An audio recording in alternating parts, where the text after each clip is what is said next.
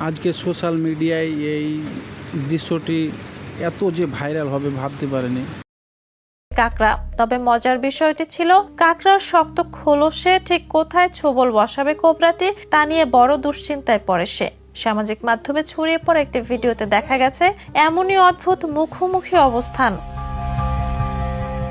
ভিডিওতে দেখা যায় কংক্রিটের সিঁড়ির উপরে থাকা কোবরার শরীরের একটি অংশ কাকড়ার শক্ত নখরে আটকে রয়েছে।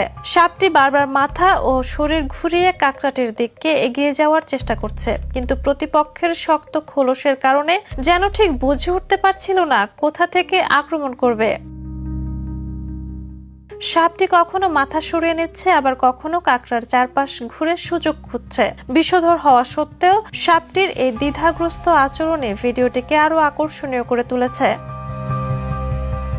প্রকৃতিতে শিকারী ও শিকারের এমন মুখোমুখি সংঘর্ষে শুধু বিষ বা আকারে সবকিছু নয়, শক্ত খোলস ও ধারালো নখর থাকা কাকড়ার মতো প্রাণী অনেক সময় সাপের জন্য ঝুঁকিপূর্ণ প্রতিপক্ষ হয়ে উঠতে পারে।